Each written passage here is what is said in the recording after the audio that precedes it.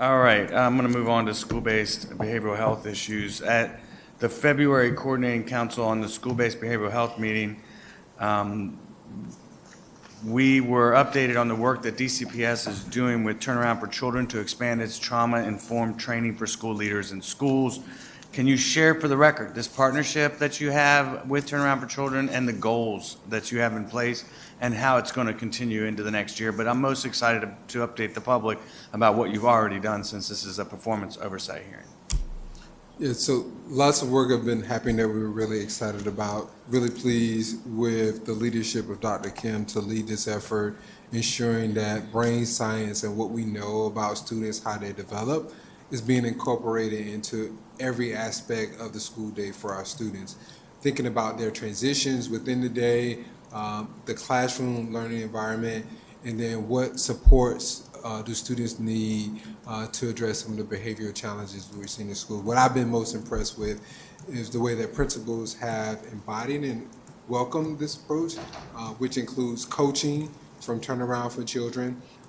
There also is an impressive rubric that schools utilize that they can measure themselves against to ensure that they're creating the most favorable conditions for all students to experience success, along with the tiered interventions that would be applied to ensure that students are receiving the support that they need. So I know Dr. Kim has been leading this and may want to add a few Can more. you specifically tell me how many schools is this going into and where you started, where you'd like to get to in the end? Sure. I think Dr. Virabee did such an awesome job talking about this. I'm not quite sure what additional details I can add.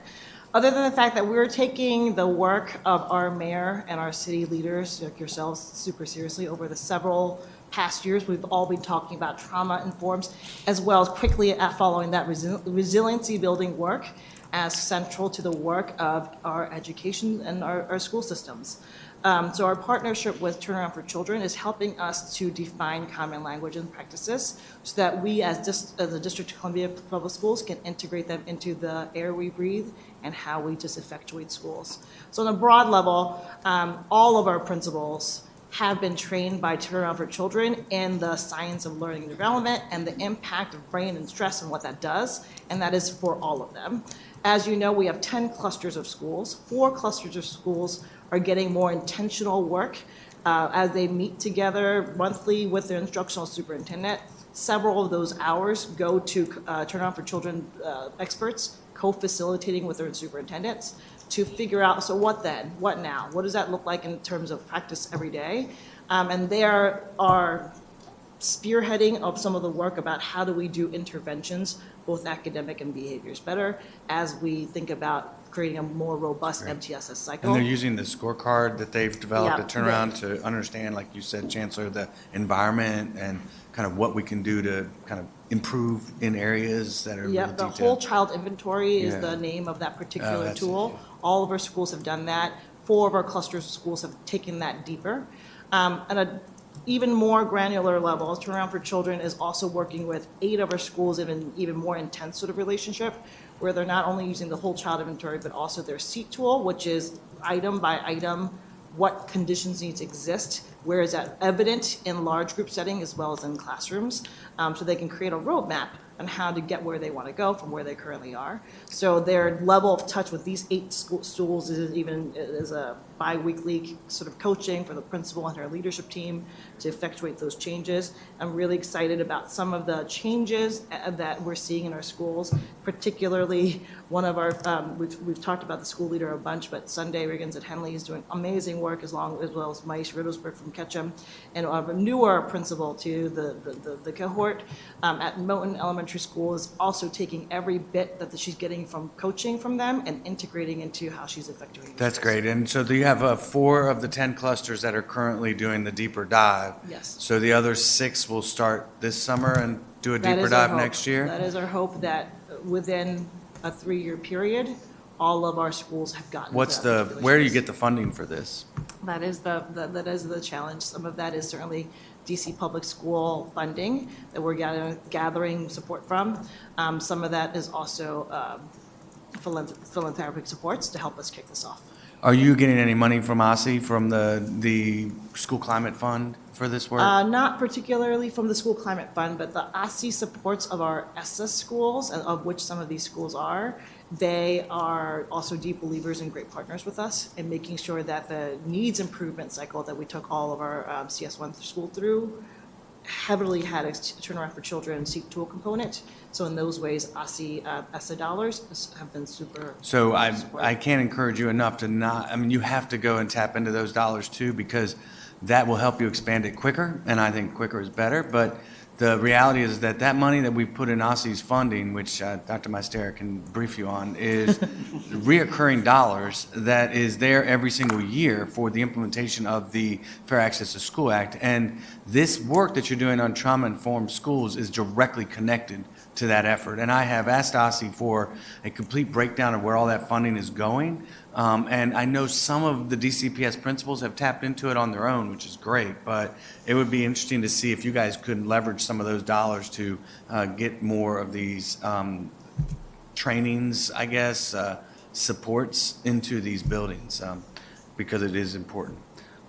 Speaking of the Coordinating Council on School-Based Behavioral Health, is there any guidance in particular that you're giving to schools that are part of Cohort 3 in their participation in this program? Lessons learned from Cohort 2 and 1.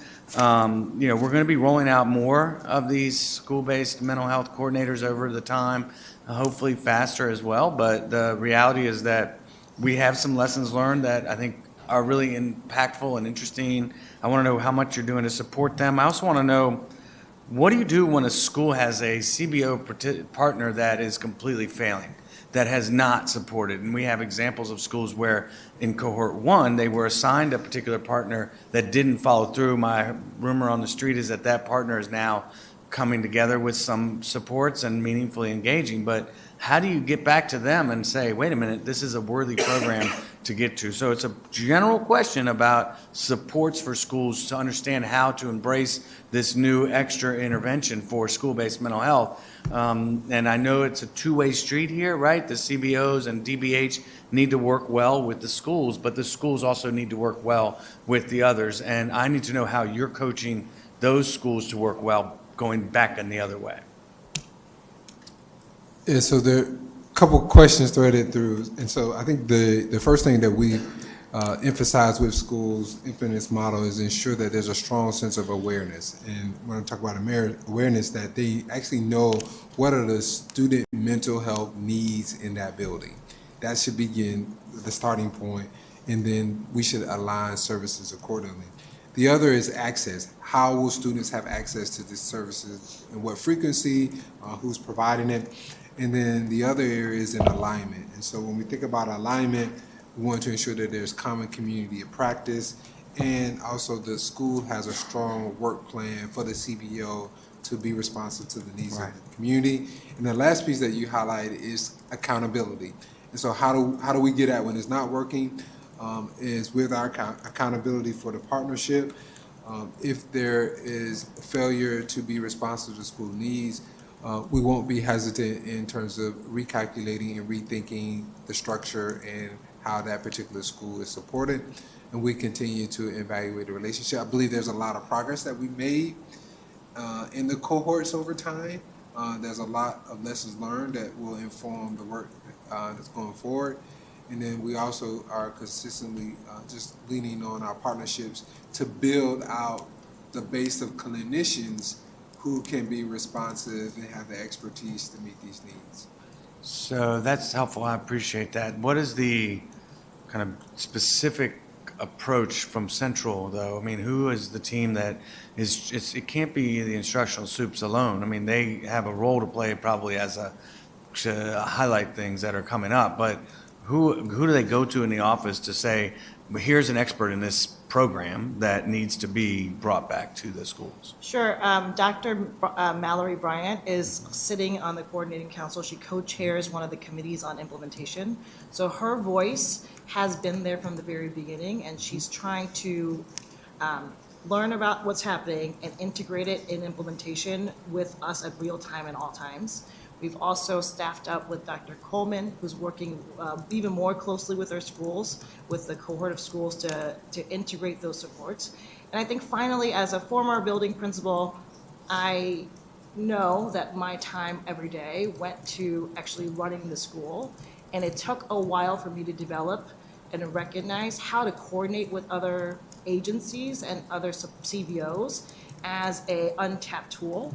So we're certainly, with our cluster supports, talking to our schools within those cohorts to figure out how do you create time in your day to know enough about what's happening in with those particular programs to be able to better evaluate and give accountability kind of conversations to them on the spot, and also how to then escalate that to Dr. Bryant, that she can communicate and connect with her CBOs. That's the heavy lift. I mean, I really think that's the heavy lift, is how do you change the culture in the school? But in addition to that, do it with some real fidelity that these are good partnerships, and that's really hard. We have another related sort of work going on, which is, as you know, with the expansion of connected schools, that program exists solely to figure out what the richness there is in a particular school community and how do we make the right matches and bring those partners to our schools. So in doing that, we set forth with one of the sort of indicators for that to say, how do we know it's working? So with that particular group of folks, they're creating a dashboard of systems to track what kids are getting what services, right, so that we can, when we have much more robust data from doing this for longer periods of time, have these quarterly meetings with each of the partners that are in the building, right, to give them feedback on right, what is working, what's not. That is a newer sort of muscle that we're building, and we will leave that sort of muscle because it is happening within the same chief shop with our mental health expansions. There's a lot of learning that's happening from how do you integrate supports and how do we give them feedback, which in the education culture, we want to do that in a really supportive way. And I think that's a new muscle for us. Thank We're you. really excited for that muscle to get strengthened. Thank you, I appreciate it. Chairman Mendelson. Let's see if I can get through my remaining questions in this round.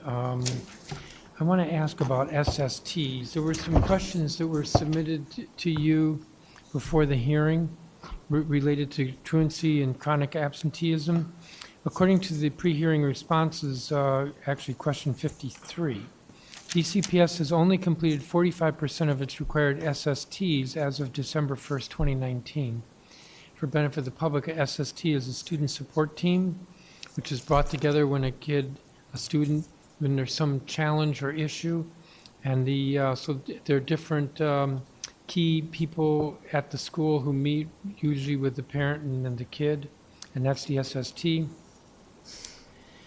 DCPS had completed only 45% of its required SSTs as of December 1st, 2019, which is down over 30% when compared to SST completion rate at the end of school year 18-19, when the completion rate was 79%.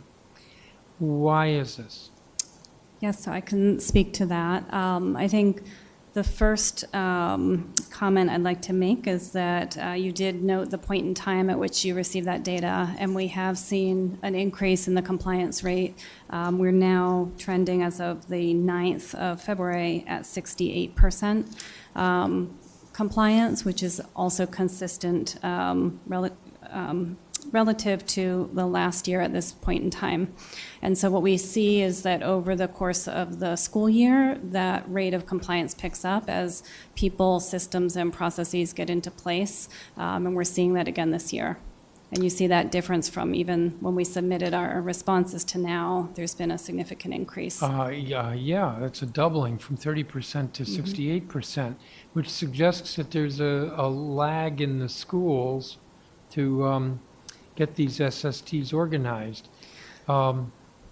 It could be, but I would also say that part of it is the reporting processes and just making sure that those routines are in place, because oftentimes the teams are meeting, and there is time then needed to update the records in Aspen, as we've spoken about, and make sure that those SST plans are logged into the system, if you will. So some of it is process, and some of it is just reporting. Well, let me ask this. SSTs are supposed to happen quickly to prevent future absences. But only 51% of the 45% completed SSTs had been within 7 school days, within 7 days of the SST referral. Why aren't SSTs happening more quickly? So I think, as we've spoken about, it is a challenging requirement in the sense of the complexity of the process of teaming around students at the rate at which we need to. And I think we've talked in other hearings about the balance between this type of intervention and other interventions, which are either small group or classroom level. You know, if you think of tiers of intervention. We've spoken, I think, at length about CFSA's role, and we actually are piloting, as you know, a new model where a CFSA comes into the school and works with us preventatively at 2 sites. I think it's Excel and Moton. And so we are looking at how to strike the right balance. It is a challenge to have voluminous numbers of SST meetings required within 5 days. And I know we've talked about that together. What are the right interventions that have the right impact for students as a district? Well, that's a fair point, but and I like the idea of CFSA coming in and working proactively with the school. I'd kind of like to know more about that. But the referral to the CFSA is supposed to happen a little farther down the process, and it's actually for a different purpose. It's not as much to deal with absenteeism as it is to take a look and see if there's some dysfunction at the home that needs to be dealt with. So I don't think that that's our desirable alternative to the SST. And I would think that some of the other alternatives you're talking about should happen maybe more quickly than the SST? Yes. Not in lieu of the SST. So absolutely. I think what I was speaking to first about CFSA was that we want to bring them in earlier to consult with the school teams, not in a punitive way, but in a preventative way. And that was the pilot that we had discussed at a few attendance hearings ago, and we're excited that we've launched it and happy to share more with you. To your other point about intervening earlier, absolutely. That's what Dr. Kim and Chancellor Farabee were just speaking to, the work that Turnaround for Children is doing, the work that we're doing related to the multi-tiered systems of support. It allows us to intervene earlier at a small group level, and then that gives the teams in schools the time and bandwidth to be able to do those individualized interventions at a smaller scale. But until we build those universal Tier 1 supports out and have that system of supports, what we end up with is a very high number of individualized interventions being needed within 5 days, and that's just a challenge to manage. So we're working on that while building out these systemic supports in schools that help serve more children earlier. I suspect I'll be asking about this again at the next hearing. Absolutely. Would it be reasonable at this point to ask if you could follow up with an explanation or description of how Moton and Excel are going? Yes, absolutely. Okay, which reminds me, earlier I'd asked for information on the budgets, but I didn't say when I wanted it by. How soon could you provide that answer? Remind me which budget questions you're referring to? They were the best questions you've gotten all day.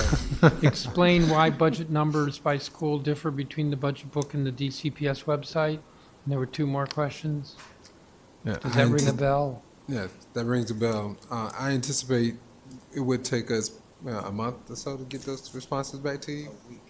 No, not a month. Too long? Yeah, that's like too long. Yeah, 2 weeks is fine. We'll get that to you in 2 weeks. Really, 2 weeks to explain why the numbers are different between the different books? And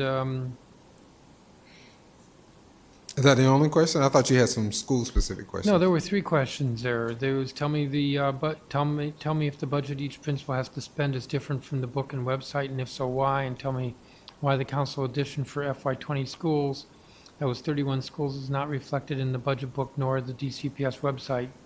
And tell me where I can find the 31 schools' budgets that reflect the council edition. That shouldn't take 2 weeks. Yeah, that didn't sound like 2 weeks. Maybe a week we'll respond back if we can meet that deadline Excellent. within a week. Yeah, the why part is the hard part, but so a week, okay. And then there were several other questions, the Cardozo's social work staffing and the providing the information on CFSA pilot. Yeah, How long would that there's take? additional information that we've received already that the school, Cardozo, again, is what you asked about earlier, has 3 allocated bilingual counselors. But we're happy to follow up with additional information, but I just want to be clear that. I would like you to, and I'd like you to also match that with the witness's testimony from yesterday, the social worker from Cardozo. I think that would be helpful. Can you explain to me the instructional superintendents? I'll give a little bit of background. I've visited some schools from time to time. I've been to schools where they've said horrible things about the instructional superintendents. They're supposed to help, but they're actually undermining. They never come out to the school. You would think that the whole thing's a disaster. The next day, I go to another school. The instructional superintendent is like the most helpful person and is out here all the time. So I'm not asking you why some are good and why some aren't, or whether any of them are not good, but rather, can you explain what are the instructional superintendents supposed to do? And my understanding is that each instructional superintendent has a staff. It's not just one person. It is, I don't know, a team of 10 or 15? Yeah, so we reorganized into our cluster support model for this current school year, which includes the instructional superintendent and a team, and the team covers areas such as special education, operations, and they provide supports to a cluster of schools. We have a cluster that is solely focused on the Anacostia and Baloo feeders, which has a lower instructional superintendent to school ratio. The relationship between the instructional superintendent and the school, I would say, is threefold. One is they are a broker to remove barriers to teaching and learning, and so they serve schools by ensuring that if there are barriers, that the principal stays focused on the school, and the instructional superintendent can help them with any challenges they may have. They're also the principal's evaluator. So they evaluate the performance of principals, and then they also provide leadership, coaching, and supports to principals as well. So you have one for each cluster? Yes, there's an instructional superintendent for each cluster. And how big are the team? It may range, I would say, an average cluster might have about 10. Yeah. So some are larger. Yeah, I would say a range between 7 and 10. So 10 is the largest. Yeah, 10 would be on the larger end.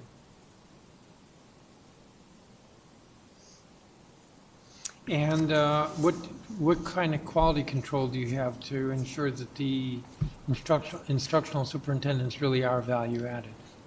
So we started collecting perception data from our principals on the performance of their instructional superintendent, which in fact we actually have seen some progress in the data that we receive from principals. In fact, that the principals do feel that the instructional superintendents have increased their value add and their support to schools.